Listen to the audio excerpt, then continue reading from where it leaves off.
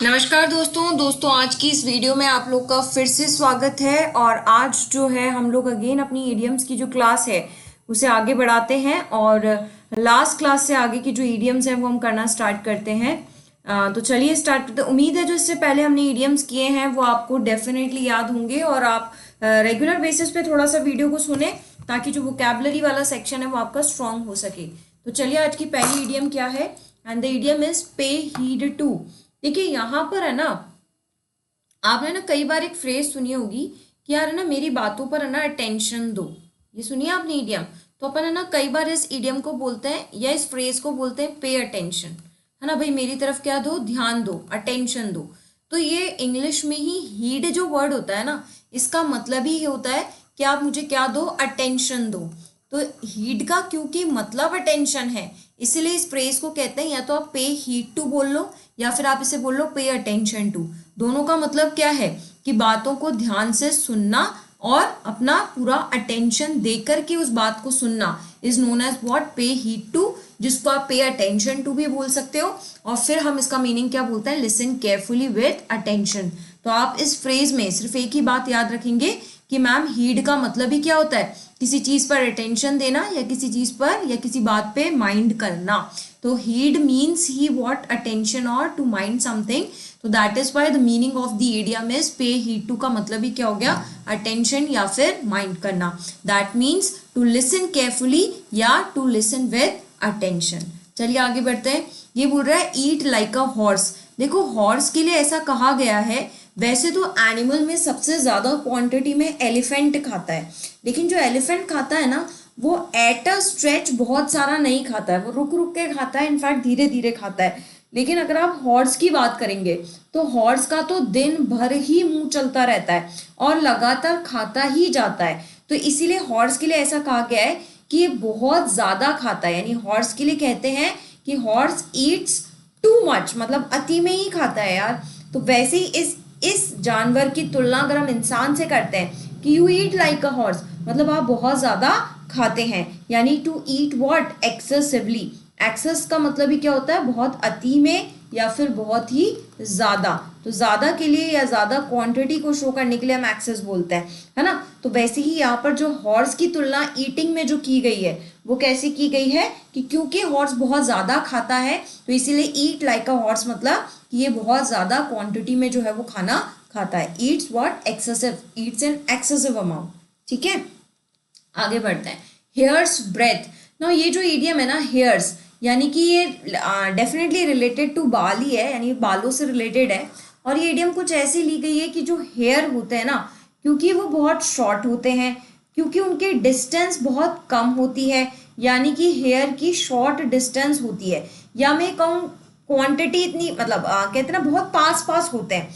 तो short distance यानी कि बहुत ज्यादा पास पास होने के कारण, है ना, तो जहां बहुत ज्यादा हेयर होते हैं वहां हमें सांस लेने में भी क्या होती है, दिक्कत होती है ना। तो हेयर्स ब्रेथ के लिए ऐसा कहा गया है क्योंकि हेयर की डिस्टेंस ही बहुत शॉर्ट है, पास पास है, यानी कि मार्जिन ही कैसा है, बहुत नैरो मार्जिन है, बहुत कम मार्जिन है, जिसकी वजह से सांस लेने में क्या होती है, प्रॉब्लम होती है। तो आप हेयर्स ब्रेथ को हेयर से याद रखेंगे क्योंकि बालों की डिस्टेंस पास पास है, शॉर्ट डिस्टेंस है, तो मार्जिन कैसा है, बहुत कम मार्जिन है। तो बहुत कम मार्जिन होने के कारण जो हेयर है उसकी मार्जिन कैसी दी गई है, नैरो मार्जिन है, बहुत कम मार्जिन है, जिसकी वजह से हमें ब्रेथ लेने में क्या होती है, बहुत ही ज्यादा दिक्कत होती है। तो याद रहा। और वैसे भी ये जो ब्रेथ वर्ड है ना, ये डेफिनेटली ये लिया गया है मैथ्स वाले ब्रेथ से, जिसको आप लेंथ और ब्रेथ कहते हैं ना। तो यहाँ पर ये जो ब्रेथ वर्ड है ये डिपिक्ट करता है डिस्टेंस को, कि जो हेयर की डिस्टेंस है वो कैसी है, छोटी है। तो छोटी के लिए फिर लिया गया है नैरो वर्ड। ठीक है, तो नैरो मार्जिन यानी कि means what, something has a short distance, and short distance किसकी, हेयर की। Am I clear. नेक्स्ट चलते हैं। Grease someone's palm. ये कहलाता है किसी को क्या देना, रिश्वत देना। कहते हैं ना किसी के पाम को, यानी कि किसी की हथेली को क्या करना, ग्रीस करना। ग्रीस करना यानी कि उस पर पैसे रखना। तो किसी को रिश्वत देना यानी कि टू ब्राइब समवन, यानी कि किसी को ब्राइब देना। ब्राइब का ही सीधा सीधा क्या मतलब होता है, रिश्वत। तो ग्रीस वन समवन्स पाम यानी किसी की पाम पर रिश्वत देना या किसी को दो पैसे खिला करके काम कराना, है ना। तो बेसिकली इसका मतलब यही है। तो ग्रीस समवन पाम्स यानी कि किसी की पाम को ग्रीस करना। ग्रीस करना यानी ऑयलिंग करना। ऑयलिंग करने का सीधा सीधा मतलब जैसे गाड़ी को ऑयल करते हैं या गाड़ी को ग्रीस करते हैं, तो देखा आपने गाड़ी बहुत स्मूथ चलती है, तो वैसे ही अगर जैसे कई जगहों पर आपने देखा होगा कि काम स्मूथली चले, मेरा बिना अटके मेरा काम हो जाए, तो बिना अटके मेरा काम हो जाए तो यानी सामने वाले को क्या दे दो, रिश्वत दे दो, तो आपका काम जो है वो क्या हो जाएगा, बिना अटके हो जाएगा। तो ग्रीस समवन पाम यानी किसी को रिश्वत दे करके स्मूथली काम कराना, जैसे गाड़ियों पे ग्रीस लगा करके स्मूथली काम कराते हैं। चलिए आगे बढ़ते हैं। Donkey's years. नाउ बेसिकली ये जो ईडियम है ना, ये ओल्ड इंग्लिश में ईडियम बोली जाती थी डोंकीज ईयर्स, EARS। तो आप ईयर्स में, डोंकीज ईयर्स में EARS भी देख सकते हैं कई जगह, और YEARS भी देख सकते हैं, both are the same thing. अब नाउ ये ईडियम डिपिक्ट क्या करती है, ये वाले ईडियम ये बताती है कि जैसे डोंकी को गधा क्यों कहा गया है। बेसिकली ये ईडियम इस बात पे जाती है, यानी कहते हैं ना गधों जैसे काम है तेरे, तो ये डोंकीज को इतना ज्यादा नेगेटिव पॉइंट में क्यों आंकते हैं, तो ऐसा कहा जाता है कि जो गधे के कान होते हैं ना, वो इतने बड़े बड़े होते हैं कि गधे के कान में अगर आपने कोई बात कही तो वो इतने बड़े उसके कान हैं कि वो बात है ना उसकी कान तक पहुंचने में, यानी अंदर तक पहुंचने में इतना समय ले लेगा कि वो काम हो ही जाएगा। मतलब ऐसा इसको माइथोलॉजिकली ऐसा कहा गया है कि भैया है ना, डोंकीज के जो कान है वो इतने बड़े बड़े हैं कि अगर आपने उसके कान में कोई बात कही तो वो कान तक, यानी कि आपके बॉडी ऑर्गन तक, यानी कि माइंड तक पहुंचते पहुंचते ही इतना समय ले लेगा कि हमारा वो काम ही हो चुका होगा। तो वहां से ये डोंकीज ईयर्स लिया गया है, और बाद में चल के क्योंकि समय इतना ज्यादा ले लेगा तो इसलिए इस ईयर्स को YEARS डिपिक्ट कर दिया गया, ताकि यहाँ से डोंकी की तुलना किससे की जाए, टाइम से की जाए, कि भैया डोंकी जो है उसके कानों तक इतना टाइम लग जाता है बात तक पहुंचने में कि अधिकतर वो समय ही निकल जाता है। तो कहते हैं ना इसके कानों में तो जू ही नहीं रेंगरी है, यानी कि बहुत ज्यादा क्या लेना, लॉन्ग टाइम लेना। यानी जब आप किसी काम को करने में बहुत ज्यादा, कहते हैं ना यार इतना कहाँ समय लग रहा है इसको, इतनी तो देर का ये काम था ही नहीं, है ना, तो इतना कहाँ समय लग रहा है, यानी कि जब आप किसी को काम को करने में बहुत ज्यादा समय लेते हो तब जाकर के आप उस ईडियम को क्या कहते हो, डोंकीज ईयर्स कहते हो।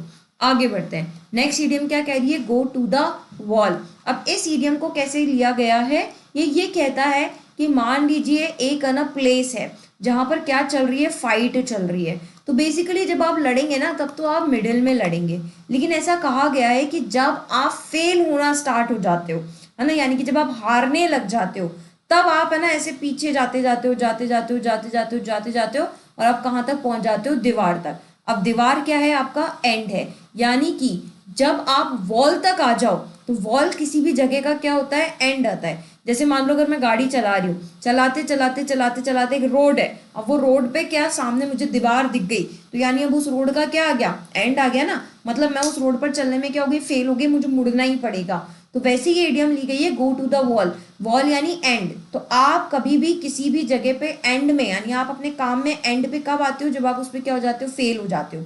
यानी अपन कहते हैं ना इसका तो एंड टाइम आ गया, यानी कि फेलिंग में बिल्कुल एंड हो गया है, बिल्कुल फेल हो चुका है। तो बुरी तरीके से फेल हो जाना, विफल हो जाना, तो उसके लिए हम ये इडियम बोलते हैं गो टू द वॉल। कैसे याद रखेंगे कि हम दीवार तक पहुंच गए, यानी कि एंड तक पहुंच गए, और हम एंड तक कब पहुंचते हैं, जब हम क्या हो जाते हैं, फेल हो जाते हैं, वरना तो हमारा काम चल ही रहा है। और अभी आपने पढ़ा है स्मूथ काम होने के लिए टू ग्रीस समवन्स पाम, ठीक है। तो यानी कि अगर आप फेल हो चुके हैं या किसी का फेलियर टाइम आ गया है, यानी उसका कौन सा टाइम आ गया है, एंड टाइम आ गया है, और एंड में हम कब पहुंचते हैं, जब हम दीवार तक पहुंच जाते हैं, तो गो टू द वॉल। चलिए आगे बढ़े। नेक्स्ट इडियम है क्रोकोडाइल ईयर्स। ये क्रोकोडाइल टीयर्स आपने देखा भी होगा इस इडियम को, मगरमच्छ के आंसू। ना ये मगरमच्छ के आंसू क्या कहलाता है, पहली बात तो इस इडियम का मतलब होता है कि आप है ना दुख के लिए सिर्फ प्रिटेंड कर रहे हो, मतलब आप सिर्फ दिखावा कर रहे हो कि मुझे बहुत दुख है, बट असलियत में आपको कोई दुख नहीं है। तो किसी भी एक्शन के दुख को जताने के लिए हम सिर्फ प्रिटेंड करते हैं कि भाई मुझे बहुत दुख है, लेकिन असलियत में कोई दुख होता नहीं है, तो उसको बोलते हैं क्रोकोडाइल टीयर्स। अब ये इडियम क्यों ली गई है, इडियम इसलिए ली गई है क्योंकि हमने ना क्रोकोडाइल के बारे में सुना है कि ये ना किसी को भी निगल लेता है। तो क्रोकोडाइल के लिए ऐसा कहा गया है, इनफैक्ट जिंदा को निगल लेता है, कि जब ये क्रोकोडाइल अपने प्रे को, यानी कि अपने शिकार को निगल लेता है ना, तो ऐसा कहते हैं कि इन शिकार को निगलने के बाद है ना रोता है। क्यों रोता है, क्योंकि ऐसा जताता है कि मुझे ना इस प्रे के मरने पर या इसको खाने पर है ना बहुत ज्यादा दुख है, पर मैं मजबूर हूँ इसको खाने के लिए क्योंकि मुझे मेरा पेट भरना है। तो ये ऐसे जताता है कि भाई मैं तुझे खा करके खुश नहीं हूँ, मैं तुझे खा करके बहुत दुखी हूँ क्योंकि मैंने तुझे मार दिया है। लेकिन ये सिर्फ ऐसा क्या करता है, प्रिटेंड करता है। असलियत में ये दुखी होता नहीं है, पर ये सिर्फ प्रिटेंड कर रहा है कि मैं तुझे खा करके बहुत ज्यादा दुखी हूँ, मैं तुझे मार रहा हूँ, बट बिकॉज मुझे मेरा पेट भर रहा है तो तुझे खाना पड़ेगा। तो वहां से ये इडियम ली गई है कि मगरमच्छ के आंसू क्यों बहा रहा है यार, क्यों दिखावा कर रहा है, तो तुझे असलियत में दुख है ही नहीं। तो दिखावा करना, किसका दिखावा करना, दुख का दिखावा करना कि आपको बहुत ज्यादा दुख है, तो ये इडियम कही जाती है क्रोकोडाइल टीयर्स। और दुख के लिए हम क्या वर्ड यूज करते हैं, सॉरो। चलिए आगे बढ़ते हैं। It's all Greek to me. देखो यहाँ पर ये ऐसा कहना चाह रहा है कि आपको सब कैसा लग रहा है, ग्रीक जैसा लग रहा है। ये ग्रीक क्यों कहा गया है, ये ग्रीक एक लैंग्वेज है और इनफैक्ट जो मैक्सिमम इंग्लिश के वर्ड्स हैं वो आपके ग्रीक या फिर लैटिन लैंग्वेज से आते हैं। तो ग्रीक लैंग्वेज के बहुत सारे वर्ड्स आप यूज करते हो, लेकिन आपको ग्रीक लैंग्वेज तो आती ही नहीं है। तो अगर मान लो कहीं पर मैंने बहुत सारे ऐसे वर्ड्स लिख दिए जो आपने आज नए नए सुने, पहली बार ही सुने, तो डेफिनेटली इन वर्ड्स का आपको मीनिंग नहीं आता है। तो आप क्या कहोगे, यार मेरे लिए तो ये सारे वर्ड्स कैसे हैं, न्यू वर्ड्स हैं, मुझे तो उनका मीनिंग आता ही नहीं है, मुझे तो समझ में ही नहीं आ रहा कि ये वर्ड्स क्या कहना चाह रहे। यानी कि आप ये कहना चाह रहे हो I can not understand anything. क्यों आपको समझ में नहीं आ रहे, क्योंकि ये सारे वर्ड्स आपको ऐसे लगेंगे कि मेरे लिए ग्रीक है, ग्रीक है यानी कि न्यू वर्ड्स हैं। तो जब आपके सामने कोई न्यू वर्ड्स लिखे हुए होते हैं तो आपको वो ऐसा लगता है कि कोई नई लैंग्वेज आ गई है ना। और मैक्सिमम इंग्लिश के वर्ड्स कैसे हैं, ग्रीक वर्ड्स हैं। इसीलिए ऐसा कहा जाता है कि when something new words are being presented to you, जिनका मीनिंग आपको नहीं आता है, तो आप ऐसा कह सकते हैं कि ये तो सारे वर्ड्स मेरे लिए ग्रीक जैसे लग रहे हैं। ग्रीक जैसे लग रहे हैं मतलब मुझे इनमें से किसी भी वर्ड का मीनिंग नहीं आता है। तो it all Greeks to me यानी कि some words which you don't understand, आपको उन वर्ड्स का मीनिंग ही क्लियर ना हो। तो it all Greek to me कैसे याद रखेंगे, ग्रीक जैसे वर्ड्स प्रतीत होना यानी कुछ भी समझ में नहीं आना। टू होल्ड गुड, देखो टू होल्ड गुड का मतलब है, अपन कई बार नहीं कहते हैं कि किसी अच्छी चीज को पकड़ कर रखना, किसी अच्छी चीज को पकड़ कर रखना यानी आपने मुझे कुछ अच्छी चीज बोली है, यानी आपने मुझे जो एक्सक्यूज दिए हैं या जो रीजंस आपने मुझे दिए हैं वो आपने मुझे कैसे दिए हैं, गुड रीजंस दिए हैं। और गुड रीजंस को ही मैं क्या कहती हूँ, वैलिड रीजंस। और जो वैलिड रीजंस होते हैं ना वो लंबे समय तक चलते हैं। तो वैलिड रीजंस क्योंकि लंबे समय तक क्या रहते हैं, होल्ड रहते हैं, चलते हैं, तो इसीलिए बोल रहा है टू होल्ड गुड यानी अच्छी चीजों को पकड़ कर रखना। यानी कैसी चीजों को पकड़ कर रखना, वैलिड चीजों को पकड़ के रखना। तो आप कैसे याद रखेंगे कि गुड रीजंस कैसे होते हैं, वैलिड रीजंस होते हैं, और वैलिड रीजंस लंबे समय तक पकड़ कर रखते हैं यानी कि चलते हैं। तो टू होल्ड ए गुड यानी कि आपने क्या चीज पकड़ रखी है, अच्छी चीजें पकड़ रखी है। और अच्छी चीजों का मतलब है आपने कैसी चीजें पकड़ रखी है, वैलिड चीजें पकड़ रखी है, इनवैलिड चीजें नहीं पकड़ रखी है। तो इस इडियम को सीधा सीधा आप होल्ड से याद रखेंगे। क्या होल्ड कर रखा है, गुड, यानी कि आपने वैलिड चीजों को होल्ड कर रखा है, यानी you are holding good things. And what good things are those, that good things are valid things which you have been holding. ठीक है, तो तीन वर्ड्स याद रखना है, होल्ड, गुड, वैलिड। गुड यानी क्या, गुड टू होल्ड, और क्या होल्ड, वैलिड होल्ड। आगे बढ़ते हैं। नेक्स्ट बोल रहा है प्लेइंग द डेविल्स एडवोकेट। देखो यहाँ पर ये जो व्यक्ति है ये डेविल है, और डेविल का कौन है, एडवोकेट है। आपने देखा है जो एडवोकेट होते हैं ना उनका काम ही क्या होता है, आर्ग्यूमेंट्स करना, है ना, उनका प्रोफेशन है ये। अब ये जो आर्ग्यूमेंट्स कर रहा है एडवोकेट, किसके लिए कर रहा है, डेविल के लिए। तो एक बात बताओ ना, डेविल के लिए अगर ये आर्गुमेंट करेगा तो पॉजिटिव करेगा कि नेगेटिव करेगा, भैया डेविल के लिए करेगा तो सब कुछ नेगेटिव नेगेटिव ही बोलेगा ना। और नेगेटिव का मतलब क्या होता है, to speak in favour of या to speak in against of, तो डेफिनेटली अगेंस्ट अगेंस्ट में बोलेगा।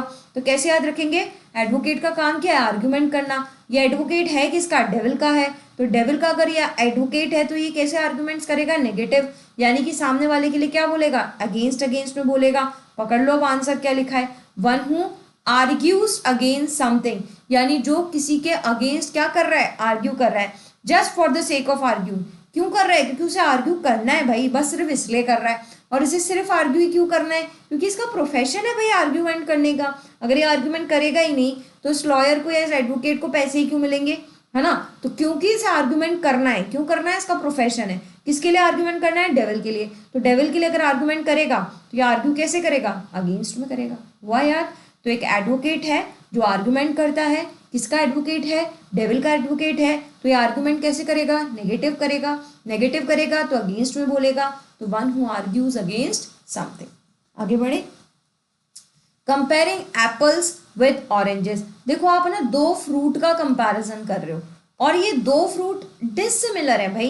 एप्पल की अपनी क्वालिटीज हैं, एप्पल के अपनी विशेषताएं हैं, ऑरेंज की अपनी विशेषताएं हैं। तो आप जब एप्पल और ऑरेंज की दोनों की विशेषता ही अलग अलग हैं तो आप इन दोनों का कंपैरिजन अगर करोगे भी तो उनका कंपैरिजन कभी सेम आएगा ही नहीं।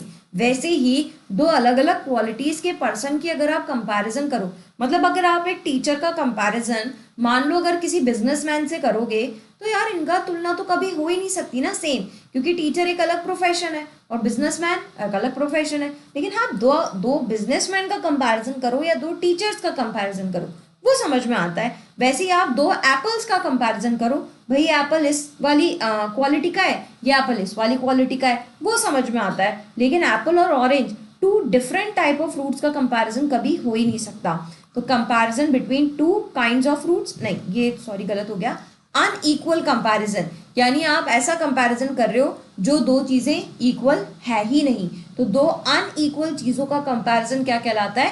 Comparing apples with oranges. याद रहेंगे आपको एप्पल और ऑरेंज क्योंकि दो अलग अलग फ्रूट है, इसका मतलब आप टू डिसिमिलर चीजों का क्या कर रहे हैं? कंपैरिजन कर रहे हैं।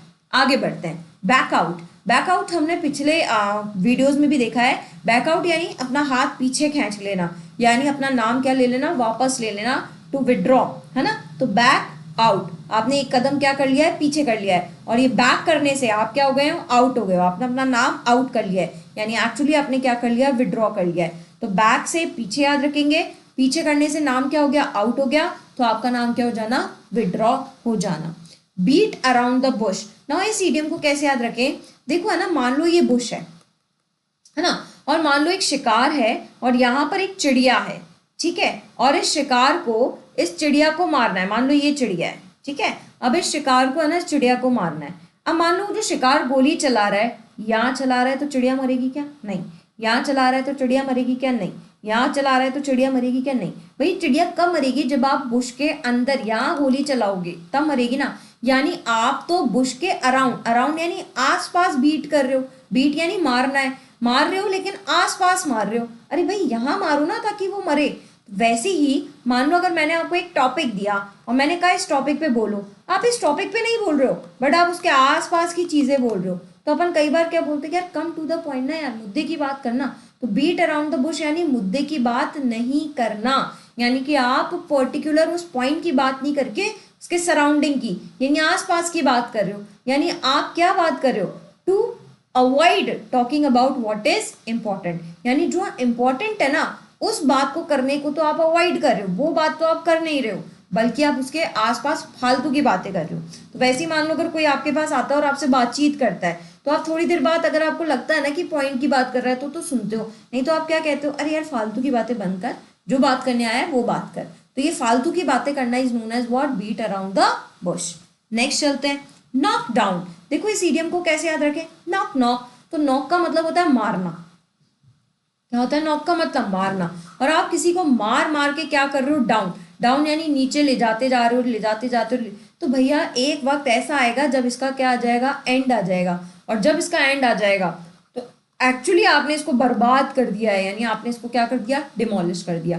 तो जब हम किसी को बर्बाद करने की बात कहते हैं कि भैया पूरी तरह किसी को क्या कर देना? बर्बाद कर देना, तब हम ये इडियम बोलते हैं टू नॉक डाउन, जिसको हम क्या कहते हैं? टू डिमोलिश, यानी किसी को क्या कर देना? डिमोलिश कर देना। कैसे याद रखोगे? नॉक मीन्स मारना, मार मार के किसी को क्या कर देना? डाउन। ये फ्रेजल वर्ब है इसलिए इसको अच्छे से याद रखें, नॉक डाउन। तो नॉक मीन्स मारना, मारते मारते किसी को क्या कर देना? डाउन कर देना। तो धीरे धीरे जब वो डाउन आता जाएगा तो उसका क्या आ जाएगा? एंड आ जाएगा, और वो क्या हो जाएगा? डिमोलिश हो जाएगा। वैसे ही आज आपने एक इडियम याद किए, टू फेल, यानी कि जब हम क्या हो जाते हैं? फेल हो जाते हैं, तो भी तो एंड आ जाता है। तो याद करो मैंने क्या बताया था? एंड कब आता है? To go to the walls, यानी कि जब हम कहाँ पहुंच जाते हैं? वॉल तक। तो वॉल भी किसी चीज का क्या होता है? एंड आता है ना। तो फेल हो जाना या डिमोलिश हो जाना, इसको अगर आप इडियम बोलोगे तो to go to the wall बोलो, और अगर फ्रेजल वर्ब बोलोगे तो क्या बोलोगे? Knock down. दोनों का मतलब सेम ही है। आगे बढ़ते हैं। ईट लाइक अ हॉर्स, ये अभी अभी हमने की है। घोड़े की तरह खाना। देखो ये मल्टीपल टाइम्स रिपीट इसलिए हो रही है क्योंकि मल्टीपल एग्जाम्स में आई हुई है। अगर मैं 2021 की सारी ईडियम्स ले रही हूँ तो डेफिनेटली उसमें ईडियम्स आप खुद देखें, पर्टिकुलर एक ही साल में ईडियम्स अलग अलग एग्जाम में रिपीट हुई है ना। तो इसीलिए हम कहते हैं कि हमारे को प्रीवियस ईयर क्वेश्चन जो है वो एक बार के लिए कर लेने चाहिए। तो ईट लाइक अ हॉर्स, अभी अभी हमने देखा है कि हॉर्स बहुत ज्यादा खाता है, यानी कि ईट लाइक अ हॉर्स यानी बहुत ज्यादा खाना। तो ईट अ लॉट ऑफ फूड यानी बहुत अति में खाना खाना। ईट टू मच, इसको और क्या बोल सकते हैं, टू ईट टू मच, है ना। तो बहुत ज्यादा खाने को हम क्या बोलते हैं, ईट लाइक अ हॉर्स। आगे बढ़ते हैं, chip off the old block. Now इस इडियम को कैसे याद रखेंगे, देखो यहाँ पर है ना, chip off the old block का मतलब है एक ब्लॉक था और उसके ना ये बहुत सारे क्या थे, पार्ट्स थे। इन पार्ट्स से मिलकर हमने ये ब्लॉक बनाया है। तो वैसे ना बच्चों के लिए गेम आता है, अगर आपने देखा हो तो चीजों को जोड़ जोड़ कर हम एक ब्लॉक बनाते हैं। लेकिन अगर उस ब्लॉक में से एक चिप यानी कि एक पर्टिकुलर पार्ट अगर बाहर आ जाए, अलग हो जाए, तो हम क्या कहेंगे, यार ये पार्ट किसका है, ये पार्ट इस ओल्ड ब्लॉक का पार्ट है, यही कहते हैं ना। तो वैसे ही मान लो अगर वो गेम है और उस गेम में एक पार्ट निकल के बाहर आ जाए, तो मैंने पूछा ये पार्ट किसका है, तो आपने बोला मैम ये पार्ट है ना इस ओल्ड ब्लॉक का पार्ट है। तो वैसे ही यहाँ पर ओल्ड ब्लॉक रिजेंबल करता है या ये बताता है पेरेंट्स को, यानी कि ये पेरेंट्स को बोल रहा है ओल्ड और चिप को बोल रहा है उस पेरेंट्स के, उन पेरेंट्स के बच्चों को, यानी कि चिल्ड्रन को, यानी कि chip off the old block यानी उन पेरेंट्स के बच्चे, यानी कि जो उन पेरेंट्स को क्या करते हैं, रिजेंबल करते हैं। तो someone who resembles there parent, यानी जो अपने पेरेंट्स के जैसा ही दिखता है, रिजेंबल करता है। तो एक बच्चा ही अपने पेरेंट्स के जैसा दिख सकता है ना, तो वो बच्चा उन्हीं पेरेंट्स का होगा। तो इसीलिए हम उन पेरेंट्स का पार्ट है, उन पेरेंट्स का बच्चा है, तो उन पेरेंट्स का पार्ट है यानी उस ब्लॉक का पार्ट है। तो वहां से इडियम आई है chip off the old block. अब आप याद करें अगेन, मैंने आपको इसकी फ्रेजल वर्ब इससे प्रीवियस वीडियो में कराई थी, रिजेंबल की, टेक्स आफ्टर। तो अगर फ्रेजल वर्ब आएगी तो क्या आएगी, टेक्स आफ्टर। इसका मतलब भी क्या है, पेरेंट्स के जैसा रिजेंबल करना। और अगर ईडियम आएगी तो क्या आएगी, chip off the old block. तो देखिए आप है ना, फ्रेजल वर्ब और ईडियम्स दोनों को साथ साथ लेके चले। जैसे अभी अपन ने क्या किया था, to go to the wall, उसका मतलब भी क्या है, एंड आ जाना। और वैसे ही आपने फ्रेजल वर्ब क्या पढ़ी, नॉक डाउन, आपने नॉक कर करके उसको क्या कर दिया, डाउन कर दिया। दोनों का मतलब क्या है, फेल होना या एंड आ जाना। वैसे ही अभी आपने पढ़ी टेक्स आफ्टर, टेक्स आफ्टर मतलब पेरेंट्स की तरह दिखना या पेरेंट्स को रिजेंबल करना। अब इसी की आपने अभी इडियम क्या पढ़ ली, chip off the old block, यानी ओल्ड ब्लॉक की क्या होना, चिप होना, चिप यानी पार्ट होना। तो अगर आप ओल्ड ब्लॉक को बता रहे हैं तो वो पेरेंट्स के लिए बता रहे हैं, और चिप को बता रहे हैं तो चिल्ड्रन को बता रहे हैं कि जो बच्चा है वो अपने पेरेंट्स के ही जैसा दिखता है या उन्हीं का पार्ट है। उम्मीद है ये दोनों आपको याद हुआ होगा। नेक्स्ट चलते हैं बाइट द बुलेट। देखो बाइट द बुलेट का सीधा सीधा मतलब क्या है, बुलेट को खा जाना। अरे भाई बुलेट इंसानों से फेस नहीं होती है, खाने तो बहुत दूर की बात है ना। तो अगर मान लो कोई आपके सामने बुलेट चला रहा है और अगर आप उसको बाइट कर रहे हो, तो यहाँ पे बाइट रिजेंबल करता है कि आप वहां से भागे नहीं हो यानी कि आप लड़े हो। और लड़े कैसे हो, करेजियसली लड़े हो। और एक बात बताओ, लड़ना अच्छी बात होती है क्या, नहीं होती है ना, लेकिन मजबूरी है आपकी, या तो लड़ो नहीं तो मरो। तो आप अपने आप को फोर्स कर रहे हो, फोर्स वन सेल्फ, क्या करने के लिए, टू डू समथिंग अनप्लेजेंट, कि आपको वो काम करना पड़ रहा है जो अच्छा नहीं है। अनप्लेजेंट चीज को करने के लिए अगर आप खुद को फोर्स कर रहे हो तो वो क्या कहलाता है, बाइट द बुलेट, यानी आपको क्या खानी पड़ रही है, बुलेट खानी पड़ रही है। अब बुलेट पॉजिटिव वर्ड है कि नेगेटिव वर्ड है, नेगेटिव, यानी नेगेटिव चीज आपको खानी पड़ रही है, खानी पड़ रही है यानी मजबूरी है तभी खानी पड़ रही है ना। तो वैसी अनप्लेजेंट थिंग आपको करनी पड़ रही है, आपको फोर्सफुली करनी पड़ रही है। क्यों करनी पड़ रही है, क्योंकि आपकी मजबूरी है उसे करना, नहीं करोगे तो मार दिए जाओगे। तो वैसे ही है कि अपने आप को फोर्स करना कोई गलत काम या अनप्लेजेंट काम को करने के लिए। तो उस इडियम के लिए कहा गया है क्या खाना, बुलेट खाना। और बुलेट खाना is not a positive thing, तो वहां से इडियम ली गई है। नेक्स्ट है too expensive for us to buy, मतलब मेरे लिए इतना महंगा है ये कि मैं इसे नहीं खरीद पा रही हूँ। अब कोई चीज अगर आपके लिए इतनी महंगी है कि आप उसे नहीं खरीद पा रहे हो, आपके बजट के बाहर है, तो उसके लिए आपको ईडियम बतानी है। यानी चारों की चारों ईडियम है। कब बताओगे, जब चारों का मीनिंग आता होगा। तो पहले हम मीनिंग देखते हैं। तो कट टू द चेस का मतलब है सीधा मुद्दे की बात करना, to get to the point, यानी आप बिना भटके, बिना इधर उधर की बात किए आप क्या पॉइंट टू पॉइंट सारी बातें कर रहे हो, वो है कट टू द चेस। अब इसी की उल्टी इडियम अभी आपने पढ़ी है, क्या मुद्दे की बात नहीं कर रहे हो, इधर उधर भटक के बात कर रहे हो, तो वो थी to beat the bush, to beat around the Bush.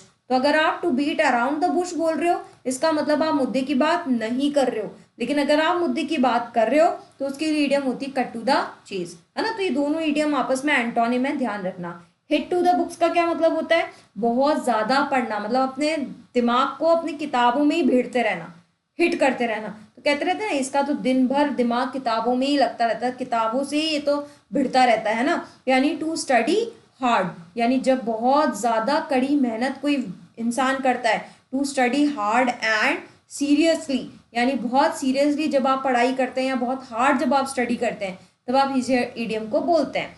Cost and arm and a leg, ये इडियम है कि आपको बहुत ज्यादा कीमत चुकानी पड़ रही है, यानी कि आपको आपकी बॉडी का, आर्म का पैसा अलग देना पड़ रहा है, हाथों का अलग, लेग का अलग। जैसे आपने देखा है, जब आप है ना पूरी चीज एक साथ बेचते हो तो उसके पैसे कम लगते हैं, लेकिन अगर आप उसके पार्ट्स बेचते हो तो उसके पैसे आपको ज्यादा मिलते हैं, है ना।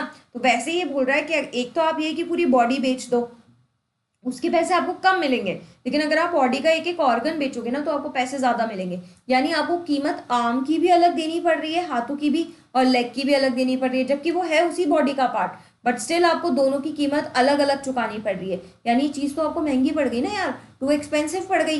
कहाँ वो एक ही बॉडी के पैसे ले लेता, और कहाँ नहीं, वो आर्म के अलग ले रहा है, लेग के अलग ले रहा है। यानी कि cost and arm and leg is my answer, यानी मेरे लिए चीज क्या पड़ गई? टू एक्सपेंसिव, क्या करने के लिए? खरीदने के लिए। सी, देखो एट सी का मतलब है समुद्र में छोड़ देना। अब अगर कोई इंसान को समुद्र में छोड़ दो, है ना, तो अगर किसी इंसान को समुद्र में छोड़ दिया है तो मुझे बताओ ना, समुद्र में एक ही चीज है कि बहुत सारी चीज है? अरे भाई अति में है, वहां जानवर इतने सारे, वहां पेड़ पौधे इतने सारे कि आप पता है समुद्र में अगर आपको छोड़ दिया जाएगा ना तो आप पता है क्या हो जाओगे? आप कंफ्यूज हो जाओगे। किसके लिए कंफ्यूज हो जाओगे? आपको रास्ता ही नहीं नजर आएगा। आपको ऐसा, मैं इधर जाऊं कि मैं इधर जाऊं कि मैं इधर जाऊं, आपको चारों तरफ पानी ही पानी लिख रहा है भाई, रास्ता थोड़ी ना है वो, चलते जा रहे हो बस। तो आपको अगर समुद्र में छोड़ दिया जाए तो you will get what? Confuse. आप क्या हो जाओगे? पजल्ड हो जाओगे। तो कंफ्यूज हो जाना, पजल्ड, अपन को कई बार नहीं लगता है, अपन किसी रास्ते पर जा रहे होते हैं तो उनको लगता है यार अभी तो थोड़ी देर पहले मैं यहाँ आया था।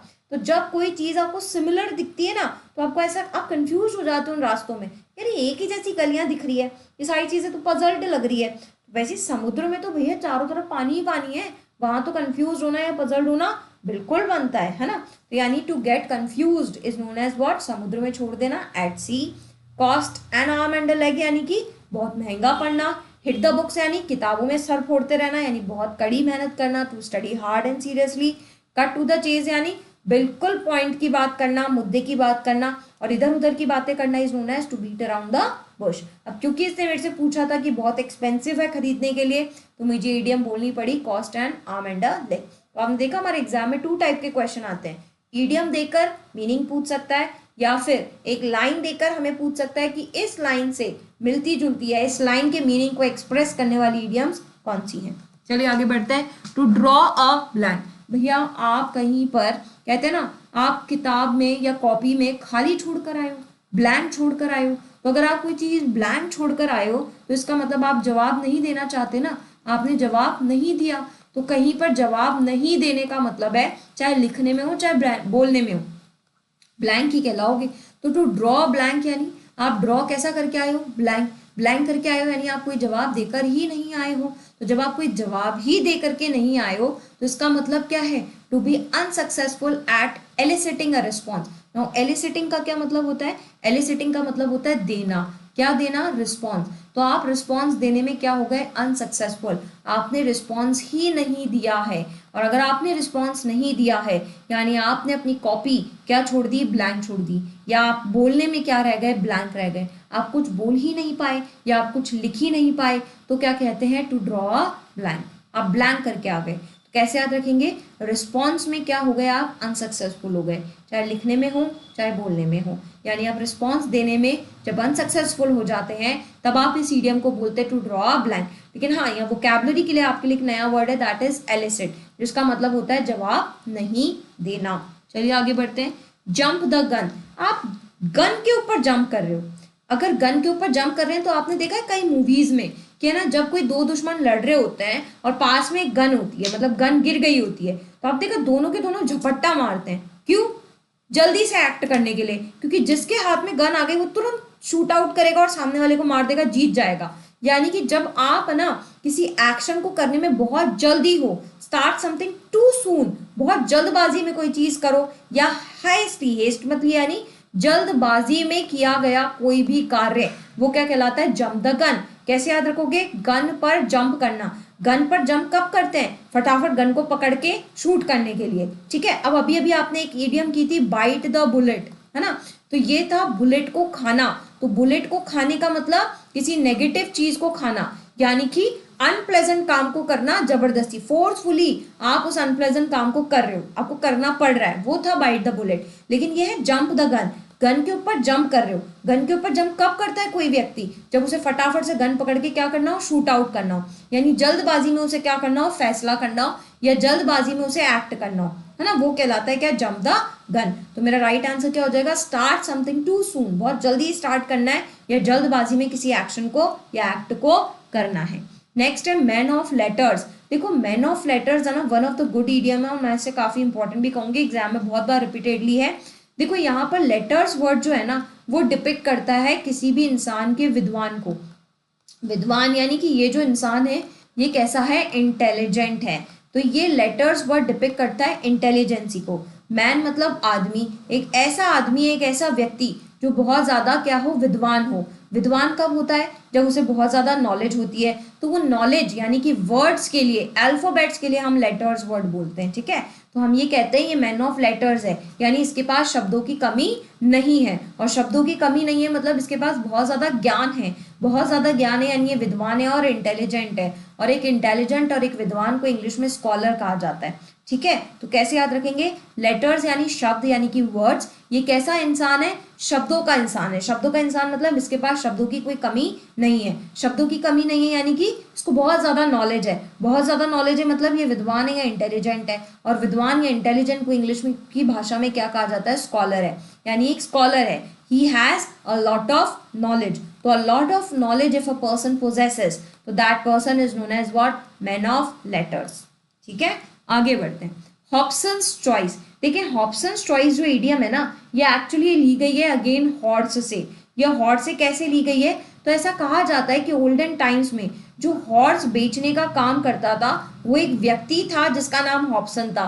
मैम क्या यही बेचता था क्या ओल्डन टाइम, मैंने कहा नहीं, बेचते तो बहुत सारे लोग थे घोड़े, लेकिन ये हॉब्सन है ना इसलिए जाना जाता था क्योंकि इसके पास है ना सारी वैरायटी के घोड़े थे, सस्ते से लेकर सस्ते और महंगे से लेकर महंगे घोड़े तक हॉब्सन के अस्तबल में थे, है ना। तो इसीलिए हॉब्सन का नाम बहुत फेमस हुआ। अब ये जब इंसान का नाम इतना फेमस हो जाता है ना, तो वो इंसान क्या अपनी बहुत ज्यादा चलाने लग जाता है। तो हॉब्सन के साथ भी ऐसा हुआ। हॉब्सन क्या करता था, अपने अस्तबल में जो गेट था ना, यानी एंट्री थी, उस एंट्री पर जो घोड़े लगाता था वो लगाता था लो क्वालिटी के, ठीक है। और जितने भी अच्छी क्वालिटी के घोड़े होते थे वो लगाता था पीछे। तो गुड क्वालिटीज ऑफ हॉर्सेस जो थे वो पीछे थे, और जो बैड क्वालिटीज ऑफ हॉर्सेस थे वो थे आगे। अब मान लो कोई जब घोड़ा खरीदने आता था तो यार वो पैसे दे रहा है तो वो तो अंदर जाकर के कोई सा भी घोड़ा खरीद सकता है, लेकिन हॉब्सन कहता था नहीं नहीं नहीं भाई, तुम्हें अगर घोड़ा खरीदना है ना तो ये आगे आगे जो घोड़े खड़े हुए हैं इन्हीं में से खरीद लो, नहीं लेना तो भले ही जाओ, पीछे तो मैं नहीं ले जाने दूंगा, यानी पीछे वाले घोड़े तो मैं नहीं बेचूंगा, या आगे वाले घोड़े खरीदने तो खरीदो नहीं तो जाओ। तो अल्टीमेटली देखा जाए तो हॉब्सन ने आपको कोई चॉइस दी ही नहीं है। इसने क्या कहा, ये लो और निकलो, जबकि आप खरीदने वाले हो भाई, आप खरीदार हो, आपके पास तो इतनी सारी चॉइसेस है, आप इनमें से कोई सा भी घोड़ा खरीद सकते थे, पर हॉब्सन ने आपकी सारी चॉइसेस बंद कर दी। हॉब्सन ने क्या कहा, इनमें से खरीदना है तो खरीदो नहीं तो निकलो, यानी अल्टीमेटली आपके पास कोई चॉइस छोड़ी नहीं, आपके ऊपर फोर्स की गई है चॉइस कि आपको यही लेना है। तो चॉइस फोर्स्ड अपॉन समवन, यानी जब किसी के ऊपर चॉइस क्या की जाए, फोर्स की जाए, तो हम ये इडियम बोलते हैं क्या, हॉब्सन्स चॉइस। क्योंकि हॉब्सन भी सामने वाले पे कोई चॉइस नहीं छोड़ता था, ये फोर्स करता था इन्हीं घोड़ों में से खरीदना है तो खरीदो नहीं तो मत खरीदो। जैसे कई बार दुकानदार करता है, उसका मूड नहीं होता ना चीजें दिखाने का, तो वो क्या करता है, चार चीजें खोल देता है और आपको बोलता है इन्हीं में से लेना है तो लो नहीं तो जाओ, मेरे पास नहीं है। तो अल्टीमेटली उसने आपको चॉइस दी नहीं भाई, वो चारों तो वैसे ही आपको पसंद नहीं आ रही थी, है ना। तो देखा जाए तो उसने आपको कोई चॉइस नहीं दी, तो वहां से इडियम है हॉब्सन्स चॉइस। आगे बढ़ते हैं, फिश आउट ऑफ वाटर। भाई मछली जल की रानी है, ये हम जब सब जानते हैं, लेकिन अगर उसी मछली को पानी से यानी जल से बाहर निकाल दोगे तो बताओ ना वो कंफर्टेबल होगी क्या अनकंफर्टेबल, अनकंफर्टेबल होगी ना, तो बीइंग अनकंफर्टेबल एंड रेस्टलेस। तो वैसे ही जब हमें हाइट्स पर ले जाया जाता है या हमें एक ऐसे कमरे में बंद कर दिया जाता है जहाँ ऑक्सीजन सप्लाई बहुत कम होती है, तो we feel what, we feel suffocated, we feel uncomfortable.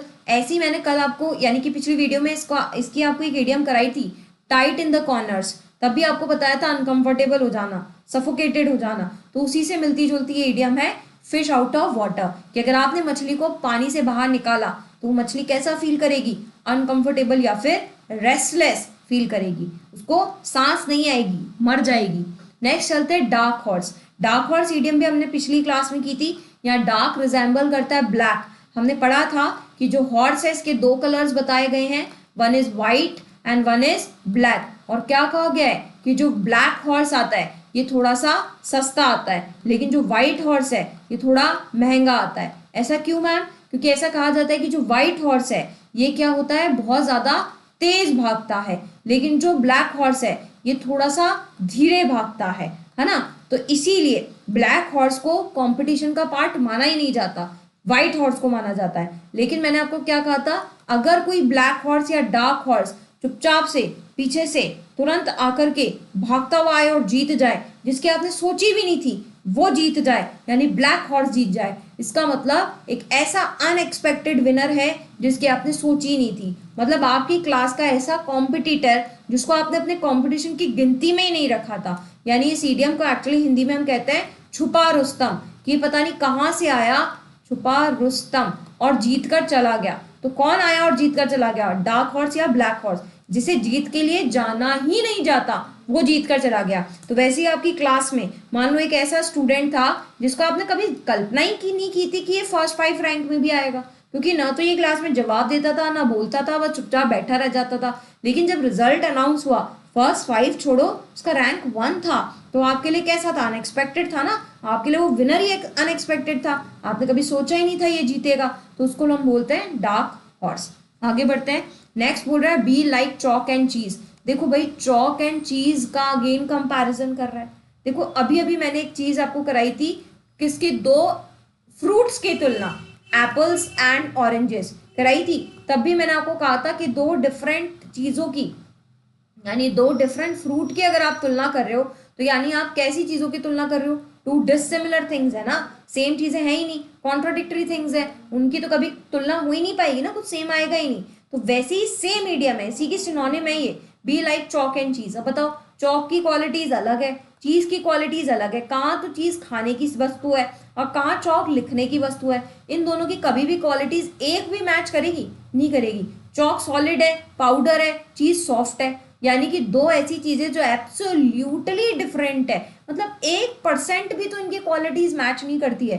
तो जैसे भी आपने एक इडियम पढ़ी थी, to be like apples and oranges, यानी कोई सिमिलैरिटी नहीं है, वैसी ही सेम टू सेम हूबहू ये इडियम है बी लाइक चॉक एंड चीज, यानी कि दो ऐसी चीज जो बिल्कुल डिफरेंट है, बिल्कुल भी सिमिलैरिटीज नहीं है। तब तो यानी कि हमने दो इडियम सेम पढ़ ली, be apples and oranges and be like chalk and cheese. आज हमने ना बहुत सारी इडियम्स हैं जो सेम सेम पढ़ी है। जैसे टेक्स आफ्टर का क्या पढ़ा था, chip off the old block, जो कि यानी कि रिजेंबल करता है। फिर हमने पढ़ा फेल हो जाना, एंड आ जाना, तो हमने उसकी इडियम क्या पढ़ी थी, वॉल तक पहुंच जाना, यानी कि to run to the wall या to go to the wall. उसी का हमने फ्रेजल वर्ब क्या पढ़ा, नॉक डाउन, यानी कि नॉक डाउन हो जाना। फिर हमने दो डिफरेंट इडियम्स पढ़ी थी, एंटोनिम्स। क्या पढ़ी थी, बीट अराउंड द बुश, यानी कि टॉपिक की बात नहीं करके इधर उधर की बात करना। लेकिन अगर हम सीधा मुद्दे की बात करते हैं तो इडियम पढ़ी थी कट टू द चेज। ऐसे अभी हमने अगेन दो सिनोनिम्स पढ़े, अगर B like apples and oranges यानी टू डिफरेंट थिंग्स की कल मतलब तुलना करना। सिमिलरली इसी इडियम को हम क्या कहते हैं, बी लाइक चॉक एंड चीज। तो चलिए, आज की अगेन कुछ इडियम्स थी जो हमने कोशिश की याद करने की, और उम्मीद है कि इन ट्रिक से आपको ये जो इडियम्स हैं याद डेफिनेटली हुई होगी। आप मुझे कमेंट बॉक्स में कमेंट करके जरूर बताना कि इडियम एंड फ्रेजेस के जो लेक्चर्स हैं आपको कैसे लग रहे हैं और ये वीडियोस आपको कितनी हेल्प कर रही है याद करने के लिए। Again your suggestions are most welcome for me. आपके सजेशंस मेरे लिए बहुत इंपॉर्टेंट है, तो अगर आपका किसी का कोई भी सजेशन हो तो आप मुझे कमेंट बॉक्स में जरूर से बताएं। चलिए फ्रेंड्स, नेक्स्ट वीडियो में फिर आपसे मुलाकात करते हैं। तब तक के लिए जय हिंद, जय भारत, राधे राधे।